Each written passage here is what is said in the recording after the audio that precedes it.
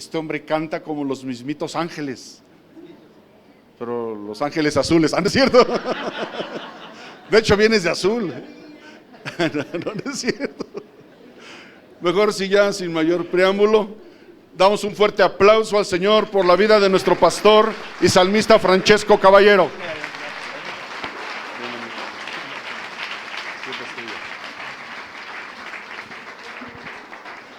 Dios les bendiga. Ya me metieron presión con los ángeles azules, ¿eh?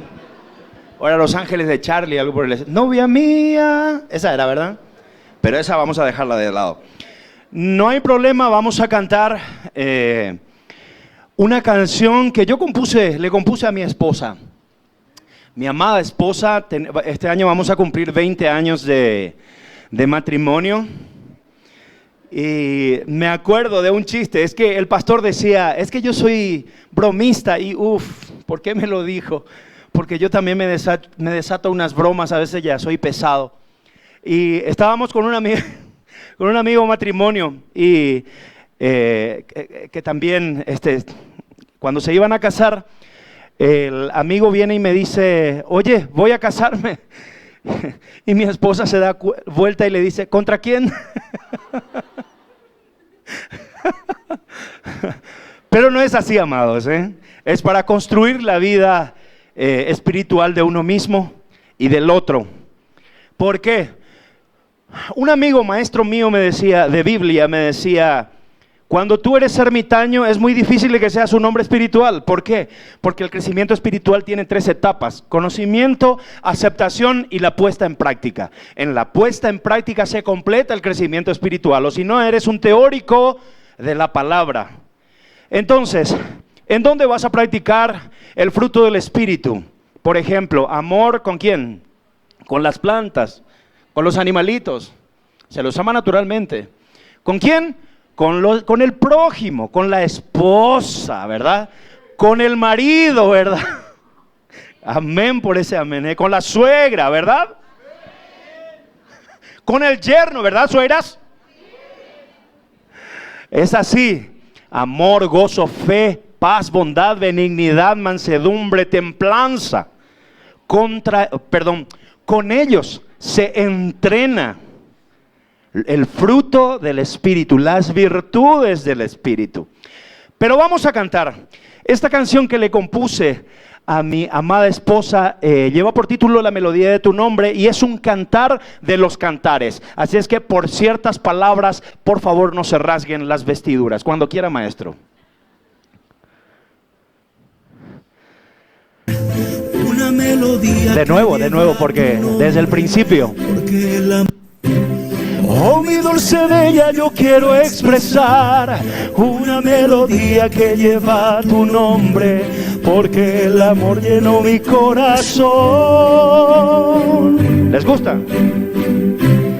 Vístete de rosas, mi dulce pasión, porque quiero abrazarme a tus dulces labios, tu voz escuchando como gorjeos tiernos. Abre tus manos, junta con las mías, suelta tu pelo, quiero embriagarme de ti. Quiero perderme en tus bellos ojos, mi amor. Y es que estoy dispuesto a robarte el corazón. Esto es verdad. El Señor me ha dado una gran mujer. A través de ti pude yo levantarme y mi vida tiene otro rumbo ahora. Y mucho trabajo, Y es que tengo ganas de decirte amo, de decirte hermosa, mira lo que siento, mira cómo late por ti el corazón.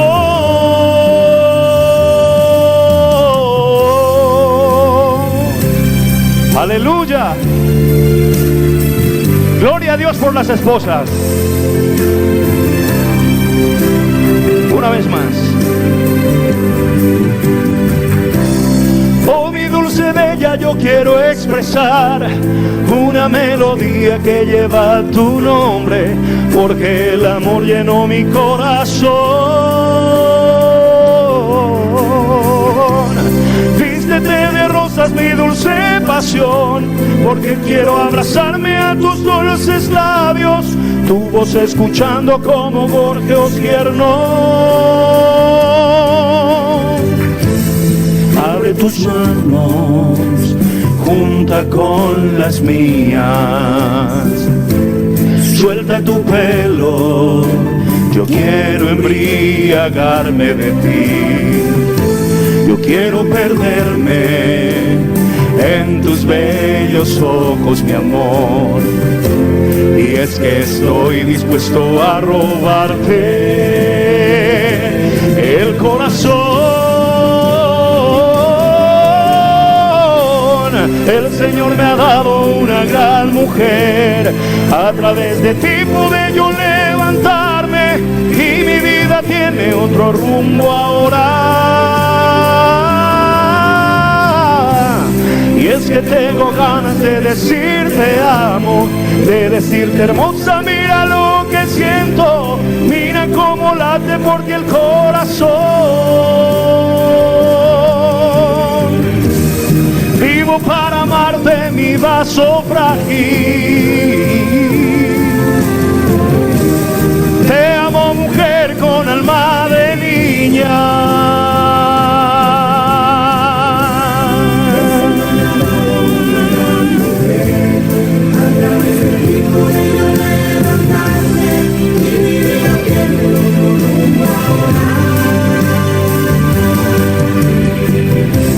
Y es que tengo ganas de decirte amo. Mira cómo late por ti el corazón.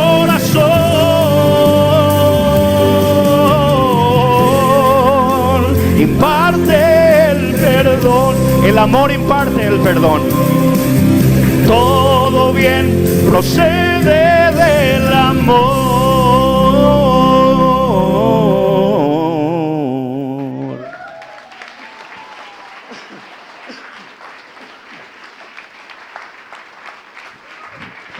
Aleluya. La mujer virtuosa, solamente la mujer virtuosa, esa será alabada. Y la alabanza que una mujer quiere viene solo porque Dios mismo se encarga de honrar a esa mujer. Así también el hombre. La palabra de Dios dice que las bendiciones te perseguirán, así como también las maldiciones. No hace falta escapar de las maldiciones si usted ha obrado mal. Quédese ahí tantito, ya le alcanza. Así como las bendiciones, usted sigue caminando y haciendo lo bueno, que las bendiciones le van a alcanzar. ¿Cuántos dicen amén? El siguiente canto es de la historia más bella del universo. Es la historia de Dios que ha dejado todo su trono al lado del Padre. Ese poder con el cual creó el universo lo dejó ahí, vino, vivió como ser humano, como usted, como yo, sin ningún poder. Y aprendió a mover el poder de Dios por medio de la palabra, la fe y la autoridad de la palabra. El Evangelio de Lucas decía que el niño, acerca de Jesús, crecía en gracia, conocimiento y estatura. La gracia es espiritual, el conocimiento es en el alma y la estatura es en el cuerpo. Es decir, crecía integralmente en las tres partes constitutivas del ser humano. Entonces, esa es la historia que viene ahora. ¡Qué bella historia!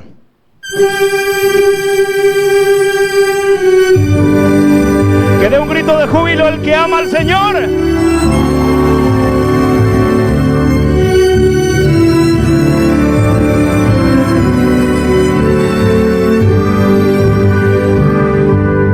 Bella historia de su excelsa gloria, bajo el Salvador Jesús mi Redentor. Nació en pesebre, despreciado y pobre, varón de lágrimas y de dolor. Oh,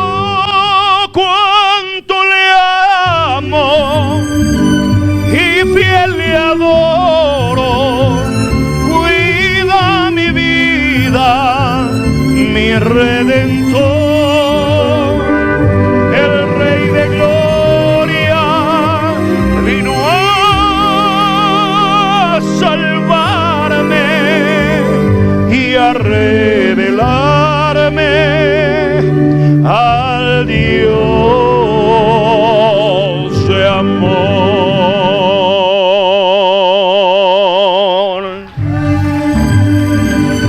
Ahora le toca cantar a usted. Vamos a cantar todos juntos. La letra dice: el Rey de Gloria vino a salvarme. ¿Lo hacemos? Les toca. El Rey vino a salvarme, aleluya, y a revelarme al Dios de amor.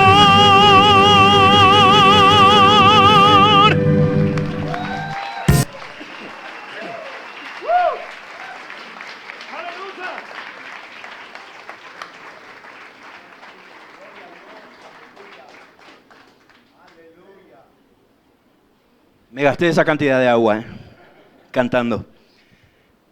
Bendiciones. Quiero que abra sus Biblias conmigo en el capítulo 4.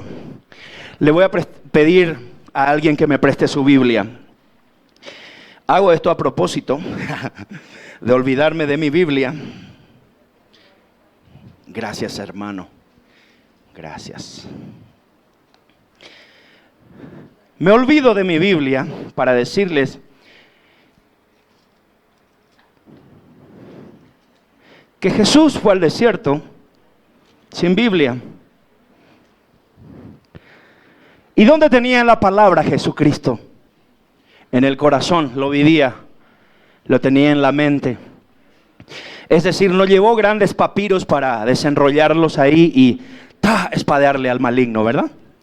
Entonces, el día de mañana, ojalá no ocurra, si hay una hecatombe, y se pierden todas las cosas, entonces usted tiene la Biblia en su corazón y lo sigue viviendo, porque son los principios de la palabra. No es la letra solamente es una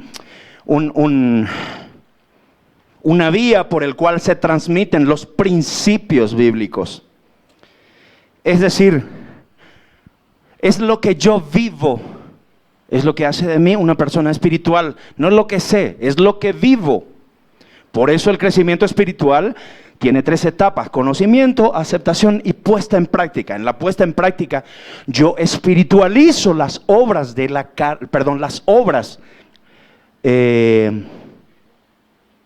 yo materializo las palabras del Espíritu. Ese es el orden, ¿sí? Adquiero el conocimiento. En la aceptación algunos tenemos problemas. No, yo no creo que sea tan así. Y queremos discutirle a Dios. Ahora, el que lo acepta después lo pone en práctica. Y ahí comienza el crecimiento espiritual. Ahí se completa, mejor dicho. Entonces, vamos a hablar de las tentaciones de Jesús. En el capítulo 4 del libro de Mateo. ¿Qué pasa con las tentaciones de Jesús?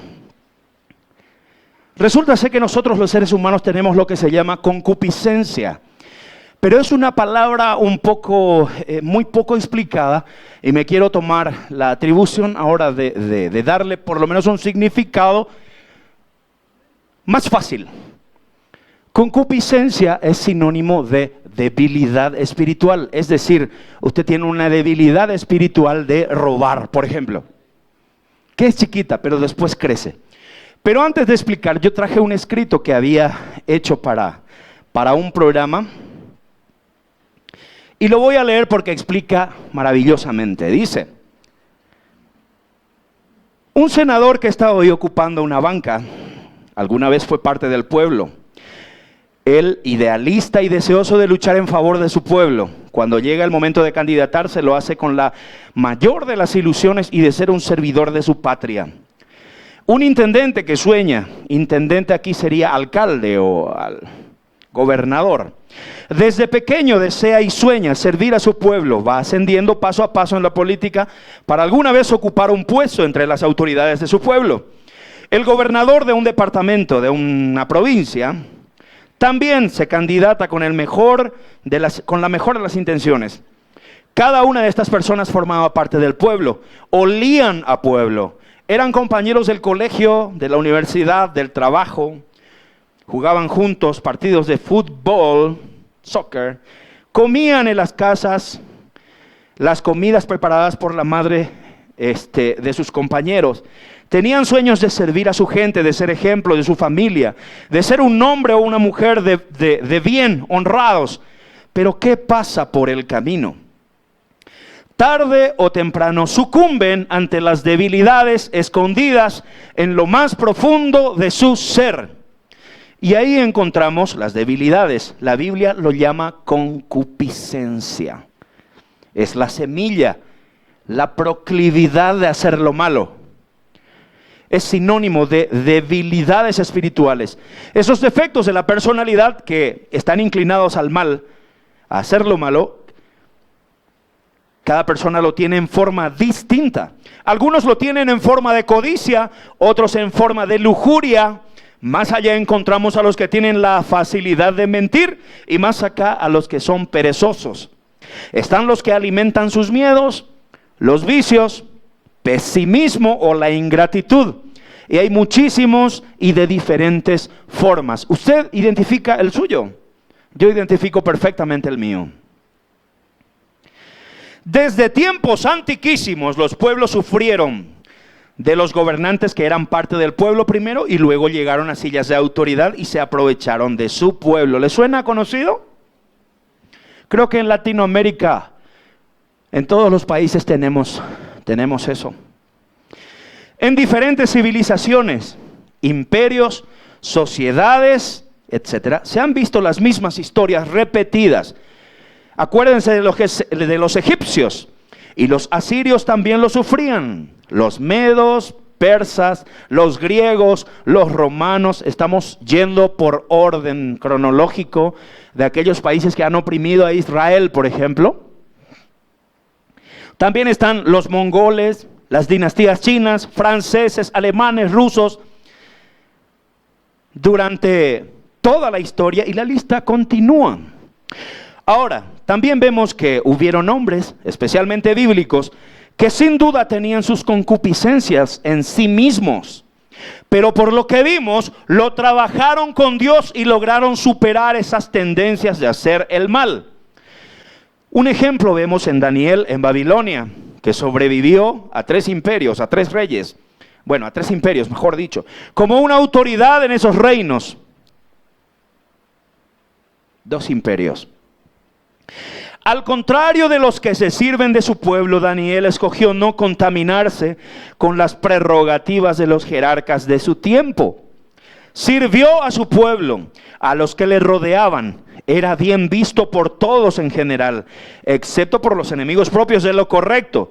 Sirvió a su jefe con limpieza de corazón y fue levantado por Dios al cultivar la honestidad en su vida. ¿Me siguen? Sigamos entonces.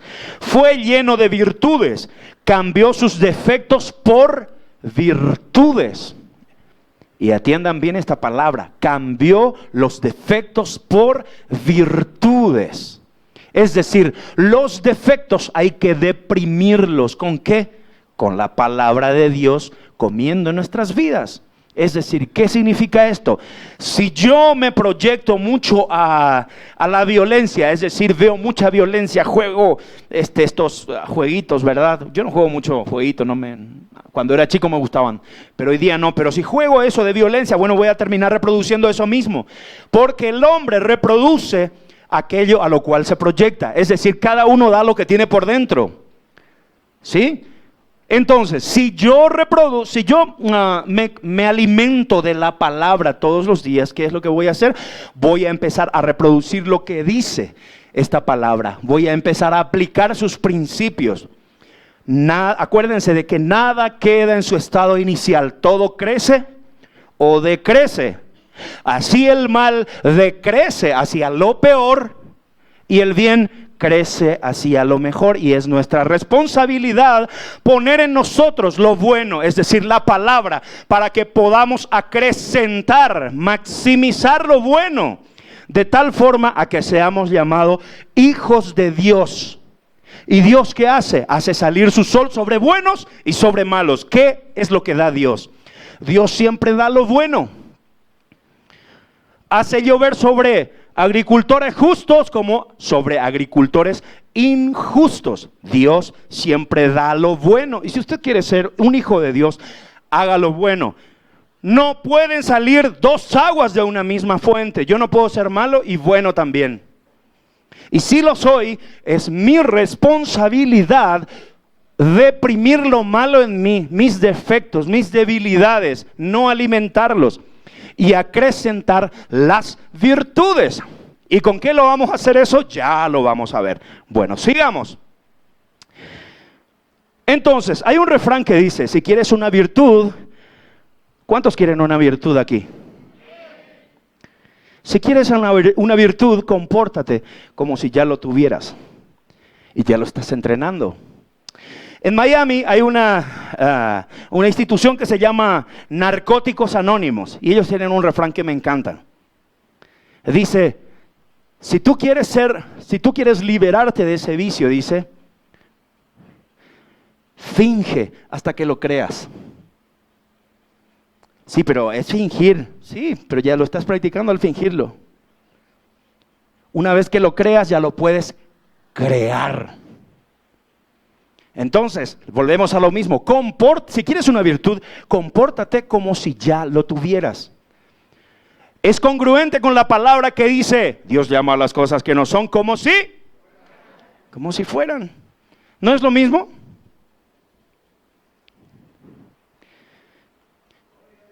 Aleluya. Otro ejemplo vemos en José, el hijo de Jacob. Fue el segundo más importante en el reino de Faraón. Pudo haber tenido odio y venganza hacia sus hermanos, pero se limpió de todas esas debilidades. ¿Cuántos dicen amén? ¿Cuántos tienen rencor y resentimiento aquí? No levante su mano. Aleluya por los que levantaron. Me encanta la honestidad, porque si yo reconozco que tengo una enfermedad, ya puedo ir al médico a buscar la sanidad. ¿Sí? Es decir, la primera etapa es reconocer lo malo que tengo. Al yo negarlos, entonces estoy perpetuando mi mal y lo voy acrecentando. Así es que eso es bueno, la honestidad, primero con Dios y conmigo mismo. Una mujer trató de echar a José en la lujuria, pero él se mantuvo firme. ¿Cuántos rechazan a una mujer cuando vienen a ustedes? Aleluya, hermanos. La lista de hombres virtuosos también continúa. Y cuando Josué rechazó a esta mujer, incluso le costó la cárcel por no ser desleal con Dios primero y con el prójimo como consigo mismo. Estaba cumpliendo el primer mandamiento: amor a Dios, amor al prójimo como a ti mismo. Estas tres cosas van juntas, nunca van separadas. Sí. Por eso el evangelio, una de las cartas de Juan dice, aquel que dice amar a su prójimo, amar a Dios y aborrecer a su prójimo, ese es mentiroso. Por más de que finja, a una persona se le percibe.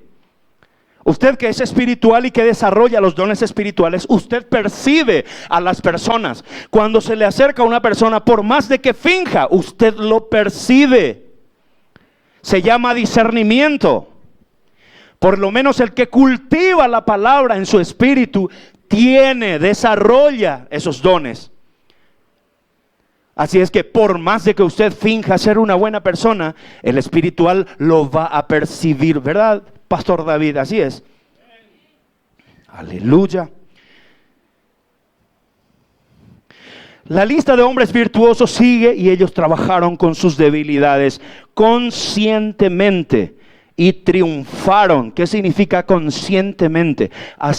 Sabiendo y aceptando que lo tienen, pero que lo fueron trabajando. ¿Cómo se trabaja? No dándoles de comer. Si usted tiene lujuria, ¿tiene que ver pornografía para acabarlo? Es lo contrario, debe llenarse de la palabra. Porque el alimento para el espíritu, ¿cuál es? Jesús dijo, yo soy el pan de vida. ¿Y qué es Jesús? Palabra de Dios. El que me come tendrá vida eterna. El que come de mi carne y bebe de mi sangre tendrá vida eterna. Yo soy el camino. Y si dice que es un camino que hay que transitarlo. Y eso lleva un proceso de tiempo. Está bien con que usted reciba a Jesús como Señor y Salvador, pero a partir de ahí hay que caminar en ese mismo camino de la palabra. Tal es así que la Biblia nos dice en el Mateo 5, 6 y 7, el sermón del monte, Jesús dice, habéis escuchado, bendigan a quienes los maldicen. Ojo por ojo, diente por diente escucharon, pero yo les digo, no resistan al que es malo, antes bien, háganle el bien, hacer el bien. Saben, amados, los 10 mandamientos eran unas 10 normas de las cosas malas que el ser humano no debía hacer. Pero los hombres se quedaban sin hacer lo bueno. Entonces, los 10 mandamientos, si los 10 mandamientos es una serie de normas de lo malo que el ser humano no debe hacer, Jesús, palabra de Dios, el verbo implica acción, son las cosas buenas que el hombre sí debe hacer para tener frutos del Espíritu. Por eso Jesús dice en las traducciones originales, yo no vine a abrogar la ley, yo vine a darle su forma definitiva. No adulterar sigue vigente, ¿no? No mentir sigue vigente. No matar sigue vigente. No robar sigue vigente. Es decir, la ley sigue vigente. No se terminó. Lo que terminó fueron los tiempos de la ley que comenzó con Moisés y terminó con Juan el Bautista, el último profeta de la ley. Pero Juan Bautista, como último profeta de la ley, vino a señalar a la gracia, la palabra de Dios, que es lo que produce gracia de Dios en nuestras vidas. Seguir el camino de la palabra. He aquí el Cordero que quita el pecado del mundo. Síganlo. Si yo sigo el camino de la palabra, eso es lo que me salva. Jesucristo como Mesías tuvo 3 misiones mesiánicas: liberación, salvación y redención. La liberación es para liberarlo de nuestras concupiscencias, de esas debilidades internas que tenemos. La salvación es para librarnos de las agresiones externas de este mundo. Tu fe te ha salvado, le dijo a la mujer que padecía el flujo de sangre. ¿Le salvó de qué? Del flujo de sangre. Y la tercera misión mesiánica de Jesucristo es la redención. Es decir, para después de esta vida, usted pasará a la vida eterna con Dios, porque siguió ese camino. La palabra de Dios que produce gracia tiene 3 cosas para nosotros: protección de Dios, provisión de Dios y ubicuidad, saber ubicarse en el momento, en el lugar y con la persona correcta. Gracias, amado. Aleluya por los asistentes, Gloria a Dios. Hermano, usted me hace sentir muy pequeño, porque la palabra dice, mayor es el que sirve.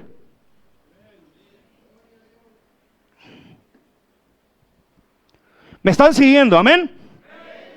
Entonces, Jesús, palabra de Dios, es un camino, es la verdad, produce vida. No se quede sin hacer lo bueno. Si usted tiene oportunidad de hacer lo bueno, pues hágalo. El prójimo, amor a Dios, al prójimo como a ti mismo. Las 3 cosas van juntas. Haga el bien al prójimo por amor a Dios. El capítulo 6 del libro de Mateo dice que hay 2 formas de hacer lo bueno. Si vas a ayunar, si vas a ofrendar o dar limosna, o si vas a orar por alguien.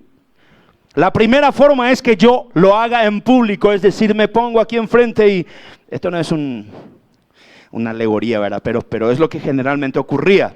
en esa época. Me pongo, oh Señor, voy a dar estos diezmos y toco la trompeta. Los maestros de la ley hacían tocar trompetas delante de ellos para avisarle a todos que el gran maestro Arturo Ramírez va a diezmar.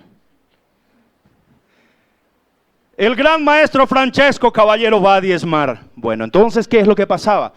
Esta parte me aplaudía, pero esta parte me reprobaba. ¿Por qué?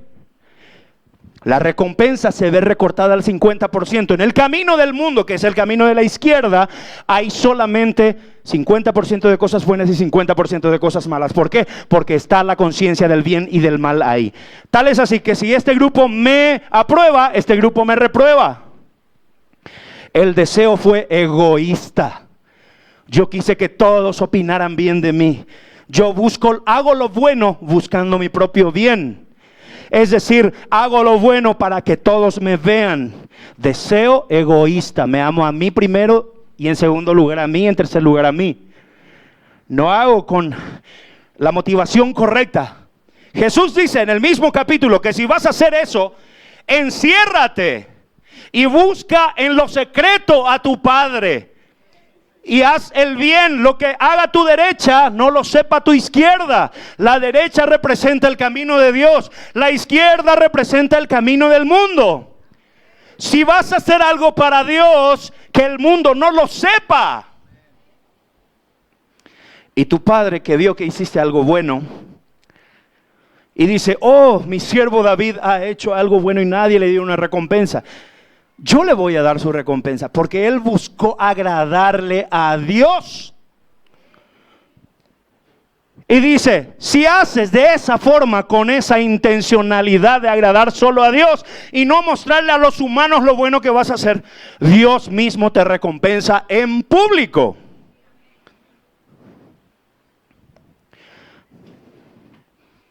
La palabra de Dios es el camino de la derecha, el camino del mundo es el camino de la izquierda. La palabra de Dios produce gracia, el camino del mundo produce la diestra. La palabra de Dios es la diestra de Dios. Te sostendré con mi diestra. En tu diestra hay plenitud de gozo. Y la otra parte que es la siniestra. Ok, ya sabemos de dónde viene la palabra siniestro. Es decir, si te viene, dice, un golpe de mejilla, ponele también la otra mejilla. ¿Qué significa eso? Luego os voy a dar otra acepción. Sabemos lo que significa normalmente eso. Al que te pide, dale, ¿verdad? Pero la otra acepción es esta.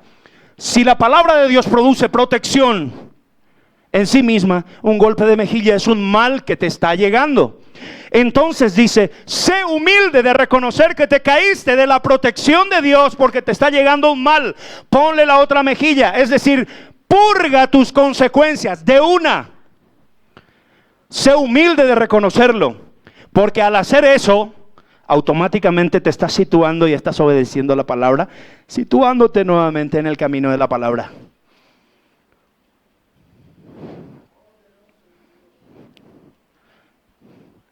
Tenemos mucha nebulosa en el mundo cristiano.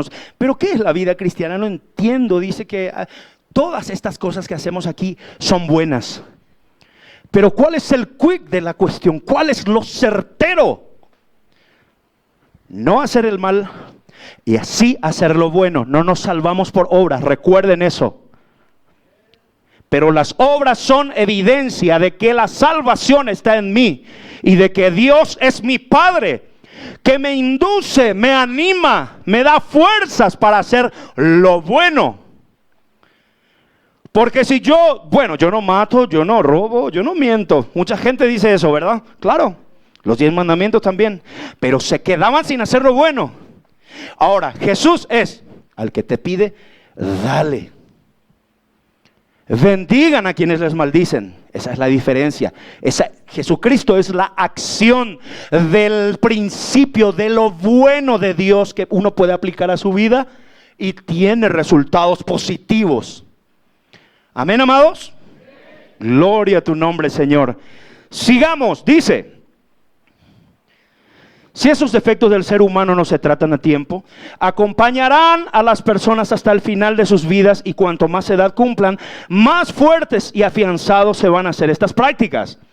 Para vencer estas debilidades se necesita alimentar la parte constitutiva del ser humano más importante, el espíritu. ¿Cuántas veces usted alimenta su cuerpo? 3 veces al día. Ahora, la pregunta, ¿el alimento para el espíritu cuál es? ¿Cuántas veces al día alimentamos el espíritu? 1 vez a la semana. Ok, 1 vez a la semana. Por eso el pueblo de Dios está raquítico. Toda acción se juzgan por sus resultados. Los resultados nos dejan en evidencia a nosotros. Y estoy hablando de esto sabiendo de que yo me quedo en evidencia. No es que estoy diciendo ustedes se ven. No. Nos quedamos en evidencia. Si la palabra de Dios es la que le da fortaleza a su espíritu para no odiar a su vecina, se queda en evidencia. Si no alimentamos nuestro espíritu, por lo menos como Daniel 3 veces al día, vamos a tener ganas de estrujarle el cuello a Nabucodonosor o Nabucodonosora. Es así, ¿no? Entonces, amados hermanos, ¿qué es lo que nos está diciendo el Espíritu Santo? Escúcheme bien. Todas las veces en que me toca hablar la palabra, predicar la palabra, lo hago con temor y temblor, porque yo no soy nadie, pero Jesús es el Señor de su pueblo. Y siempre le pido al Espíritu de Dios que me hable palabras, me ponga en el corazón, en mi boca. Abre tu boca y yo la llenaré. No hablo esta palabra a la ligera, hablo porque Dios me dio una asignación. Y es hablar sobre estas cosas a nosotros, el pueblo. El Espíritu Santo nos está hablando porque quiere construirnos, porque ya llega el tiempo en el que el avivamiento se está desatando y el pueblo de Dios se queda dormido. Y sepan ustedes que, mejor dicho, sepamos que si yo no tomo la posta o el trabajo que Dios me da, Dios se va a autoproveer. Recuerden a Saúl. Dios lo desechó porque Saúl quería su propio bien. Era egoísta. Y Dios se autoproveyó, se proveyó de un David. Si usted no lo hace, amada, Dios sabrá cómo hacerlo. Personalmente no quiero que las piedras tomen mi lugar.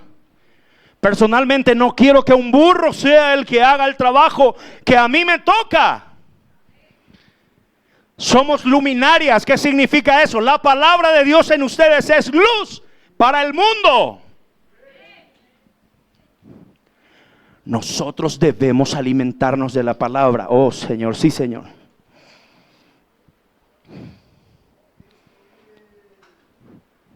Para vencer esas debilidades se necesita alimentar el espíritu. Jesús nos muestra en el capítulo 4 del libro de Mateo que la forma en que se fortalece el espíritu es alimentándolo. ¿Con qué se alimenta el espíritu? Con el pan para el espíritu. Jesús dijo, repitiendo, yo soy el pan de vida, el que come de mí no morirá jamás. Es decir, el pan para el espíritu es la palabra de Dios. Jesús es palabra de Dios. El espíritu nuestro trasciende a la materia cuando lo practicamos. Algunos crecen hacia lo mejor por fuerza de poner en práctica la palabra que han consumido, y otros decrecen hacia lo peor por alimentar el egoísmo. El egoísmo es lo contrario del amor. El amor es sinónimo de dar. ¿Por qué? De tal manera amó Dios al mundo que ¿qué dio Dios? Todo, con el cual creó el universo. Todo se lo dio a usted, me lo dio a mí. Es decir, la mayor prueba del amor es dar.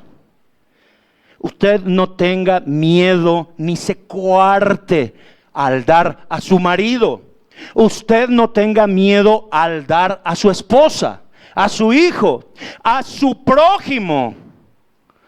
Dar lo bueno Y el orden, por amor a Dios primero, así como me amo yo. Ese es el orden. Le amo a Dios primero, por eso voy a hacer lo bueno a mi prójimo. ¿Estamos? Gloria a tu nombre, Señor. El amor es sinónimo de dar, el egoísmo es todo lo contrario. Debemos alimentar nuestro espíritu para que podamos fortalecernos como lo hicieron Daniel, José y tantos hombres de la Biblia. De tal forma que si nos toca el día de mañana estar en sillas de autoridad, podamos ocuparlo con virtudes y no con defectos. Así serviremos realmente a todos y nos desharemos de las debilidades humanas que nos afectan a todos de alguna forma u otra, y seremos plenamente llenos de bienes materiales también. Las virtudes espirituales nos traen bendiciones en la materia. ¿Cuántos dicen amén?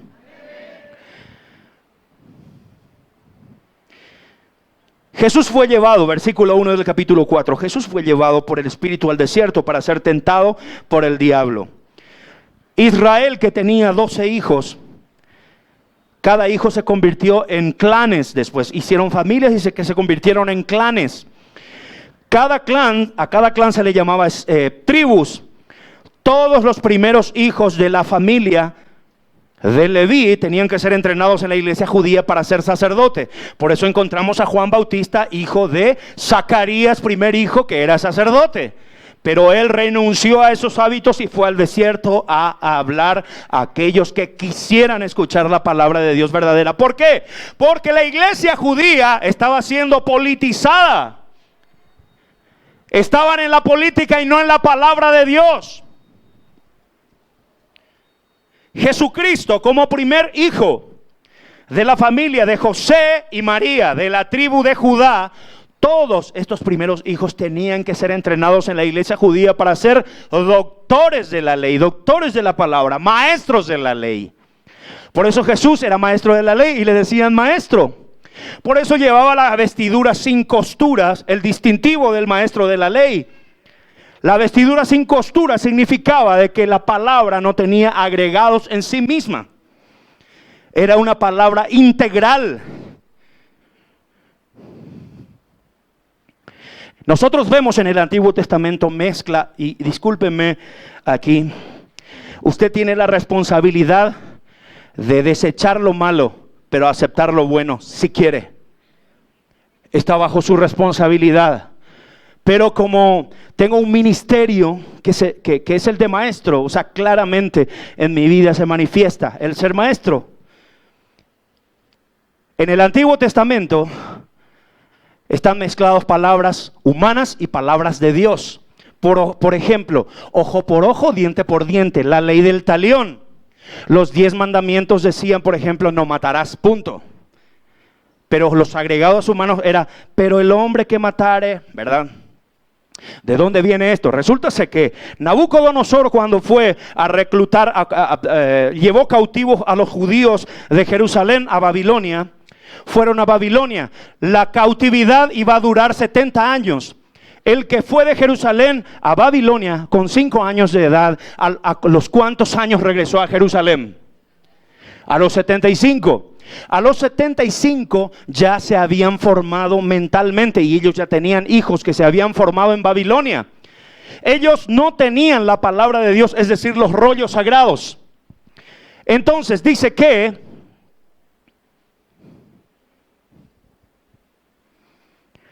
recibían la palabra de Dios por medio oral, pero recibían también los conocimientos de Babilonia, y en Babilonia regía una ley que se llamaba el Código de Hammurabi.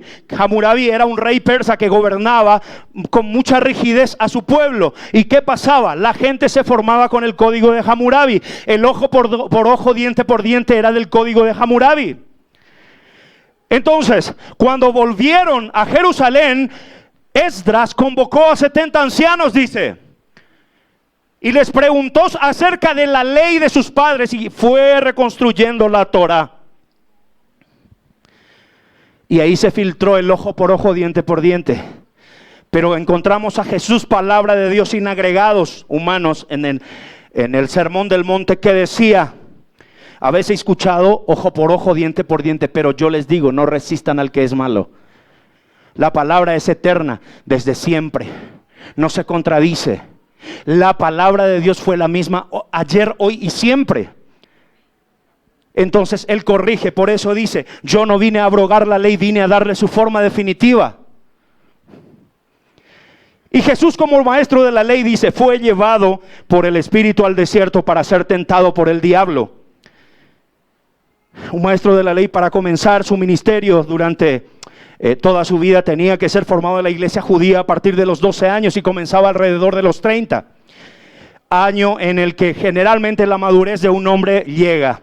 Entonces comenzaba, pero para comenzar su ministerio había una tradición en la iglesia judía que era de que el maestro de la ley tenía que ir al desierto a estar 40 días y 40 noches. ¿Para qué?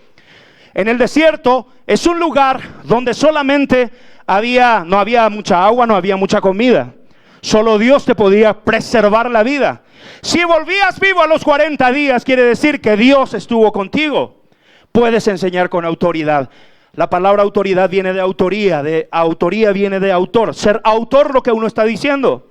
No es hablar fuerte, no es ladrar cuando hablas. La palabra autoridad es ser autor de lo que uno está diciendo. Por eso es que vemos nosotros a Jesús cuando dice a Juan Bautista, no, bautízame. Y Juan le dice, no, yo necesito ser bautizado. No, tú no necesitas, le dice a Jesús. Tú no tienes pecados, mi bautismo es de pecados. No, Juan, deja que hagamos así para cumplir con toda justicia. ¿Para qué? Porque Cristo, que habla con autoridad, al final de su ministerio, cuando iba a ascender al cielo, no iba a poder decir a sus discípulos, vayan y bautícelos en el nombre del Padre, del Hijo y del Espíritu Santo. ¿Cuántos dicen amén? ¿Cuántos tienen autoridad al hablar? Significa hablar con propiedad. Soy autor de lo que yo estoy diciendo. Tus palabras van con otro peso. ¿Qué tenían los maestros de la ley? Hablaban y ellos, esos pesos no podían levantarlos ni con el dedo más pequeño de sus manos, dice. Después de haber ayunado 40 días y 40 noches, tuvo hambre en el versículo 2 y vamos al 3 y dice, vino a él el tentador y le dijo, si eres hijo de Dios, di que estas piedras se conviertan en pan. Las piedras no son materia prima para el pan. Jesús no iba a ir en contra de esos principios con el cual creó el trigo, con el cual creó la piedra. Jesucristo tenía hambre. La debilidad que el diablo, que Cristo tenía era en el físico, y la tentación del diablo es en el físico. Tenía hambre. El diablo, cuando va a venir a tentarnos, no va a venir cuando usted está más fuerte, va a venir a tentarlo cuando usted está más débil. Y le dijo, si tienes hambre, di que estas piedras se conviertan en pan. Con 40 días de hambre, ¿qué tentación habrá sido eso? Jesús estaba lleno de la palabra de Dios, fortalecido en su espíritu, y le dijo, no es lo que como en la materia, en el cuerpo, lo que me da vida. Es la palabra de Dios la que me da vida a mí. Es la palabra de Dios en mi espíritu la que me hace sustentable la vida. Jesús le rechaza con esa palabra. En el versículo 5, entonces el diablo le llevó a la santa ciudad y le puso sobre el pináculo del templo y le dijo, si eres hijo de Dios, échate abajo porque escrito está. Lo mezcla palabras de hombres con el Salmo 91, diciendo, a sus ángeles mandará cerca de ti y en sus manos te sostendrán para que no tropieces con tu pie en piedra. Los jerarcas de la iglesia judía no predicaban la palabra de Dios en su totalidad. ¿Por qué? Porque ellos veían que la Biblia decía de que el Mesías cuando venga iba a entrar en un burro. No les gustó eso. Iba a ser llamado de Egipto, iba a ser llamado Nazareno, de Galilea, que iban a nacer en Belén, un pueblo muy chiquito. Pero va a entrar en burro a Jerusalén. Pero eso, los romanos vienen con caballos y toda su maquinaria de guerra. Y nuestro Mesías en burrito. No. Para hacerles tener miedo, vamos a decir que nuestro Mesías cuando venga se va a poner en el pináculo del templo con espada en mano blandiéndolo y viniendo a dar libertad de la cautividad de Roma. La palabra de Dios decía que el Cristo vendría a dar libertad de la cautividad del pecado. Era espiritual. Entonces Jesucristo, que tenía una claridad mental impresionante, les habla y les dice a Satanás,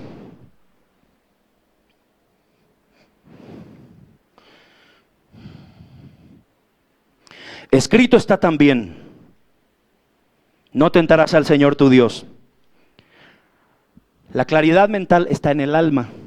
La mente, la voluntad, las emociones están en el alma. Estaba siendo tentado en el alma. Ya comenzó con el cuerpo, no tuvo éxito. Fue al alma, no tuvo éxito. Ahora iba a ir con el espíritu. Cuando la Biblia habla de monte alto, cuando la Biblia habla de nubes o en las alturas, está queriendo significar las partes espirituales. Jesucristo hizo el recorrido de Galilea a Jerusalén 3 veces en sus 3 años de ministerio, como diciendo: comiencen del norte para terminar en el sur, comiencen de las partes más altas del ser humano, del espíritu primero, vayan al alma y después al cuerpo. Hoy día tenemos, o por lo menos tenemos entendido, de que la regla de la vida eficaz del cristiano es orar, pensar y actuar. Orar es espiritual, pensar es en el alma y actuar es en el físico. Pero muchas veces nosotros actuamos primero, nos vamos a la parte mental y nos damos cuenta de que hicimos mal y nos vamos ahí delante de Dios en lo espiritual a arrepentirnos. Orar, pensar y actuar, ese es el secreto para una vida eficaz. Si no, no existe vida eficaz. Otra vez el diablo, en el versículo 8, para ir terminando: le llevó el diablo a un monte muy alto y le mostró todos los reinos del mundo y la gloria de ellos, y le dijo: todo esto te daré si postrado me adorares. Y Jesús le dijo: vete, Satanás, porque escrito está: al Señor tu Dios adorarás y a Él solo servirás. La misma tentación para Adán. Le ofreció todos los reinos del mundo. Si postrado me adorares. Cuando tú te postras ante alguien, cuando tú sigues los mandamientos o las normas de alguien, te estás postrando ante sus conocimientos. ¿Cuántos se postran aquí delante del conocimiento de los brujos, por ejemplo, de los curanderos? A ver, levante sus manos. No, levante sus manos. Yo conozco muchos cristianos que se van a las cartas, por ejemplo. Dios mío. Bueno, que Dios redarguya a cada persona. Vete, Satanás, porque escrito está: al Señor tu Dios adorarás y a Él solo servirás. Cuando Jesús estaba más débil, ¿qué fue lo que salió de Jesús? Palabra de Dios, porque su espíritu estaba fortalecido en Dios a través de su palabra. El diablo entonces le dejó, y he aquí vinieron ángeles y le servían. Ahí recién se cumple el Salmo 91 sobre su vida. Es decir, usted y yo no pretendamos recibir las bendiciones de la gracia de Dios si no conducimos esta vida por ahí, y por el contrario pretendemos conducir por el camino del mundo. Pueden pasar los levitas, por favor. Amado hermana, amada hermana, amado hermano, hoy día el Señor nos ha hablado y nos ha dicho que para continuar y ser fuertes y no caer en la tentación, debemos alimentar nuestro espíritu con el alimento para el espíritu, que es la palabra de Dios, que lo debemos hacer mínimo, por lo menos 3 veces al día. Y usted va a ver que su vida va a estar lleno de milagros, que su vida va a estar lleno de la protección de Dios, de las provisiones de Dios. Hacer la palabra, porque le amamos a Dios, caminamos en este camino. ¿Cuántos creen en el Señor? Si creemos al Señor, quiero que cante conmigo, pero vamos a cantar con todas nuestras fuerzas, creyendo lo que dice la letra de esta canción. Amén. Creo en ti, Jesús, y en lo que harás. Yo creo en ti, creo en ti, y lo que harás en mí, lo que harás en mí.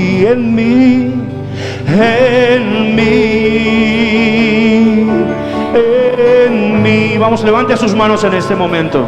Quiero levantar a ti mis manos. Maravilloso Jesús, milagroso Señor, llena este lugar con tu presencia. Haz descender tu poder a los que estamos aquí. Levante su voz, creo en ti, Jesús,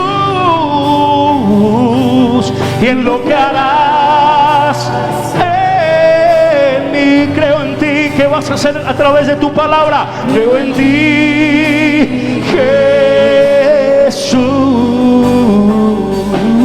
y en lo que harás en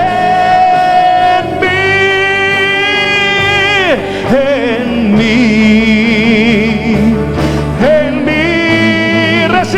Recibe toda la gloria, recibe toda la honra, precioso Hijo de Dios.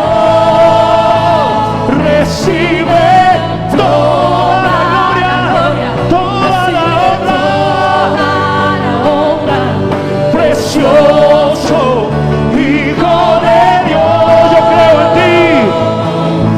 creo en ti,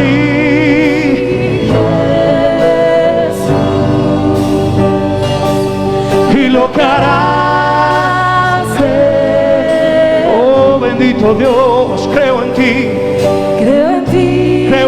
Jesús.